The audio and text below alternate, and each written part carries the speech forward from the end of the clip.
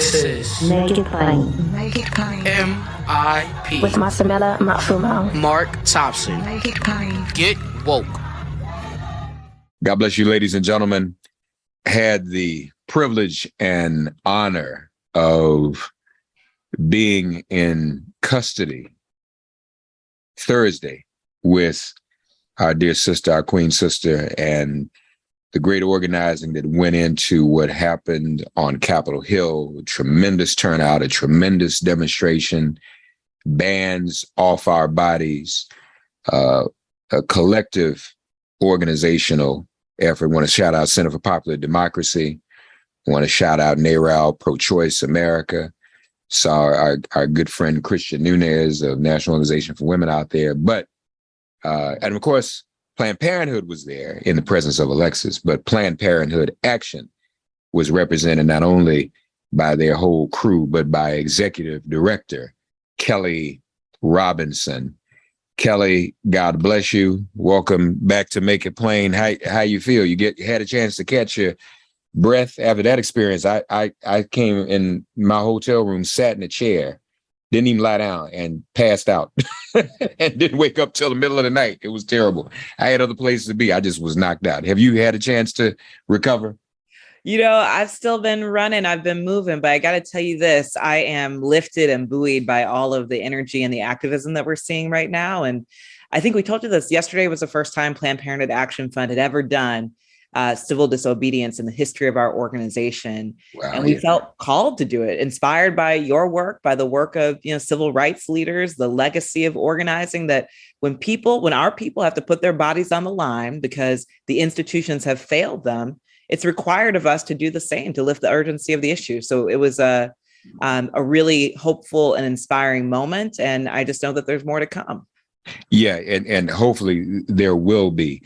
Now, while we were there, got some news. I think there was one state, I don't remember which one it was, and I guess this is happening in a few places where a Planned Parenthood location had decided it would not receive women crossing into their state where they were.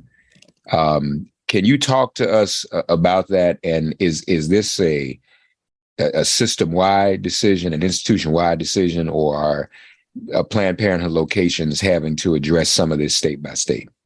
Look, it's a really challenging situation that providers are in right now. The Supreme Court has really launched a devastating ruling to overturn Roe v. Wade and making the situation state by state in terms of what access looks like, what is legal to provide, very unclear for a lot of providers. So what we are trying to do as an organization is to do our best in making sure that we're getting people access to care. I mean, we're doubling down on things like telehealth, medication abortion access, on giving people information about self-managed abortion, and also setting up systems with Planned Parenthood, independent providers, and abortion funds to move people to states where they can get access. But the challenging thing is, in some states, the laws are so unclear that we've had to kind of take an approach that prioritizes getting patients care, but also prioritizes keeping our providers safe. So it's really a tough situation. I think that folks are navigating that state by state in the best way possible to try to think about safety of the patient and then also safety of the provider. And when we talk about safety, are we talking just about legal safety, or are there concerns too about physical safety at this point? All of the above. Okay. I hate to say it, like, our movement has been under attack for quite some time. We've had issues of threats being made at the health centers, threats being made against providers. So when we talk about safety, we mean it in every way. A lot of the laws that are being put into place or that they're trying to move through actually are going as far as criminalizing providers, patients, and also the helpers, people that might help somebody to get to abortion care. One of the laws that they were moving forward in a state was about trying to prevent people from going out of state to get care. Can you imagine? I mean, we've seen this in our history before, but when we've seen it, it's really been a true violation of human rights on every single level. We've seen people try to criminalize, anyone that helps someone to get access to abortion care, from, the Uber provider to the person that calls and answers the helpline. So, So we are thinking about it from a criminalization standpoint, and then also from a physical safety and security standpoint.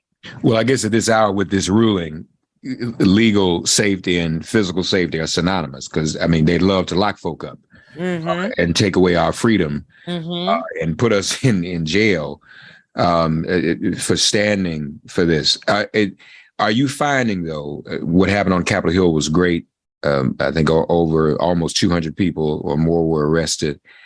Are you finding, though, that people are motivated and inspired rather than being discouraged? I think some people are feeling scared, to be quite honest with you. I mean, there's a lot of folks that just don't know what's available to them. And, I think that if you're the person that was sitting in that waiting room when this piece of legislation, when this Supreme Court decision became final, or you were the person that had an appointment scheduled in, a couple of days or a couple of weeks, I think those people need our help. Like, those people are feeling a little bit of fear and need to know that our community is there to support them and get them access to care no matter what. And at the same time, there's a whole lot of people that are on fire in a way that they have never been on fire before. Yeah. A lot of folks didn't believe it was possible that the Supreme Court would do this. And they saw in Clarence Thomas's opinion, especially, not only did the Supreme Court overturn Roe v. Wade, they also said, oh, and we're coming for your birth control. And we're coming for your ability to decide who your sexual partners are. We're coming for your ability to decide who you want to marry. So people are fired up because they know that all of our rights are under attack right now. They certainly have made that clear. And for those who didn't believe the draft when it was leaked, or were hoping against hope that something would happen, not to use the Oprah cliche, when people show you who they are, you should believe them. They have said, as Kelley just said, folks, very clearly, they're coming for contraception. They're coming for relationships and marriage equality. So we have to get ready for all of this. And I can imagine many are scared because, what Planned Parenthood has always stood for and been able to provide, obviously, not just abortion services. In fact, that's just a percentage, isn't it? When we talk about all the other reproductive services you all provide, including contraception, people have a right to be fearful and anxious. Yeah, absolutely. Because when I talk about what we do at Planned Parenthood, it's about the full range of care people need to make the decisions that are right for them about if and when to parent. That includes sex education. It includes family planning. It includes well woman and well person exams. It includes birth control, and it includes abortion care. And the true hypocrisy of our opposition is that not only are they coming after everything that we provide, but these are the same people that voted against formula, getting people more access to formula. These are the same people that vote against paid family leave. These are the same people that don't care about Black maternal health outcomes in this country. It is a total farce to say that they care about life. These are not people that care about that. These are people that care about power and control. And our job is to make sure that they understand that we vastly outnumber them, and to channel all of the anger and the energy that folks are feeling into real action that can make a change. That's a powerful point, ladies and gentlemen. We ought to just hone in on that for a moment, where Kelley just said this. They want everyone, even in cases of rape and incest, to bring a child to term. But yet at the same time, they don't want the child to have formula to be fed. They don't want the parents to have leave to care for the child. And these, so you're right, it is a farce. And not to mention too, Kelley, isn't it also true? We go back, we won't go back. But what happened prior to 73, it wasn't that people still weren't able to get abortions. It was the privilege, the people with money and access to resources. That's the real danger of happening, correct? That's exactly true, right? It's going to have the biggest impact on folks that are already at the margins of our healthcare system. Young people, Black and brown folks, right? We're the ones that are going to experience it the most. And I have to say, I mean, you already said this, but at the end of the day, changing the law does not change the fact that people will still need access to healthcare. People will still need access to abortion care. It just makes it more and more difficult for people that have less and less to get to it. Now, you were part of Sister Song, and you mentioned Black maternal mortality rates. And so you've also focused on how all of this affects African-American women. Talk to us about that, how this decision could, in fact, disproportionately affect African-American women, if not all women of color. Yeah. And I think, for at least me as a Black woman, I know that our rights have never been vested in the courts. So there's something that's Right. powerful to me about that being made plain to everyone else in this moment, what exactly it is that we're fighting against. And then when you look at the way that the bans actually play out, there's 26 states that will likely lose access to abortion care over the next few months. 9 states have already banned care. The majority of those states are in the Midwest and South. And guess where the majority of Black folks are? In the Midwest and South, right? So it's going to disproportionately land on our communities. And then in addition, like I said before, if you think about folks that already don't have enough access to healthcare, this just makes that situation worse. So I think our job is to name that, but then also to do a lot more education with our community to destigmatize abortion care, to talk about our stories more, and then make sure that everyone is empowered with the information they need to support us in getting access to healthcare. Isn't it true? Well, first of all, that this sets the United States now apart from many other countries around the world, even those that the United States considers itself more developed than when it comes to access to these rights, to abortion rights and reproductive health rights. Other countries they're not having this debate. They also aren't having the gun thing either. Folks ain't shooting each other up in these other countries. But doesn't this kind of set us back in comparison to other countries around the world? Oh, absolutely. And you saw that statements were coming out from France, from the UK, from even folks in South America saying how outlandish it was that the United States does not have these laws codified into their actual laws of the country, and even that we let this sit with the courts. They were kind of naming that this is a global challenge, a global problem, and kind of putting the spotlight on the United States. And when you think about, developed nations and nations that don't have access to abortion care, we're really in a very small group. That group includes countries like Russia and Poland and us. It's not many. And I think that if we're going to be a global leader, if that's what we purport ourselves to be, trying to lead on healthcare and democracy and human rights, we got to clean up at home right now to be able to say anything and to stand on 2 feet in those claims globally. And Kelley, too, isn't it true that where abortion services are available and all of the types of services that Planned Parenthood has always offered, from education to contraception, where all of those things are readily available in different parts of the world, and even here prior to the ruling, isn't it true that having them available actually reduces abortions and the need sometimes, because everybody has all the resources that they need? Isn't that true? Absolutely, it is true. And it also leads to better health outcomes for families and communities. These are things that are good for women. These are things that are good for birthing people, but these are actually things that are better for our society as a whole to have the access to the full range of sexual and reproductive health care. Now, lastly, what's next? Give our audience an idea of where they can go, where they can find you, Planned Parenthood Action, how they can get more involved, please. Absolutely. Look, you can always find us at bansoff.org. If you want to get in the fight, go to bansoff.org. That's like legislative bans, right? BANS off.org. And I also want to say that if people are looking for care and for services, you can go to abortionfinder.org and you can get access to the information that you need, no matter where you live, about how to access healthcare.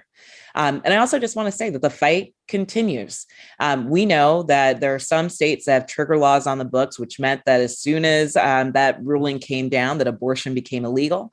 But we also know that there are 8 or 9 states that are going to go into special legislative session, where they're going to come back to their state capitals for the only intention of passing abortion bans. Yes, while you're dealing with gas prices and inflation and trying to find formula for kids, they're coming back to legislate on abortion. In those states, we have got to get loud. We've got to make our voices heard, because there's something that we can do to stop it. And also say, we got to be clear that it all comes down to who has power in this country and who doesn't. We got to make sure that our people are voting this November. Governors are going to be the backstop to providing access to healthcare. State legislatures and the makeup of them are going to matter more than ever. And look, we just need 2 more good seats in the Senate, 2 more pro-sexual and reproductive health champions in the Senate to be able to pass real reform, to be able to pass the Women's Health Protection Act, which would in fact kind of provide the protections that we need for abortion access in this country. So I'm encouraging everyone, get yourself registered to vote, get your family registered to vote, and commit to turning out this November. I know one of them is Arizona. Yeah, Arizona, Indiana, and South Carolina are going to be first up, likely coming into session next week. Okay. So folks, we've got to be on top of that. This is all very important. I'm sure you welcome, finally, Biden is saying as a result of this issue, he's in favor of filibuster reform. Yes. So that's good. So again, getting those seats, folks, is very important. This is real. A lot of folk didn't believe it in 2016. Hello. And folks voted in another way. Hillary tried to tell us, but now it's real. It's no longer, I was saying to many, we were talking, Kelley, and she had a good analogy. We've known this. We've known what's been under threat, but to some, it's like all of us were Chicken Little saying the sky is falling. Mm-hmm. And folks really y'all keep saying that, but is it really going to happen? It has happened. All right. So this is real and it's going to get worse. That's why we can do something about it if we act. Bandsoff.org. Did I have that right? That's right. Bandsoff.org. And I'm at all of you who are of the same gender as I am, men, we must support our sisters. We must support women. And in many ways, this affects us as men just as much. This helps us as men, and we have to support women. This affects our sons. This affects our daughters. It affects everyone. So please, everyone, get involved. Bandsoff.org. Kelley Robinson, Executive Director of Planned Parenthood Action. Kelley, we thank you, and we're in the fight with you all the way. Absolutely, and we will win. Thank you. We will. I appreciate you. You all heard that. Now we might. Yes, we will. We will win. Thank you, Kelley. Thank you. Thanks for getting woke and listening to Make It Plain. As always, perform an act of kindness on behalf of an elder or young person. Write a letter to a sister or brother who just so happens to find her or himself incarcerated. Offer libations to the ancestors upon whose sturdy shoulders we all now stand. And above all, give thanks to the God of your understanding by whatever name you call her and him. All God asks of us is that we give each other love. Thanks for giving MIP love. And please remember to subscribe and give us a 5-star rating. If all hearts and minds are clear, it has been made plain.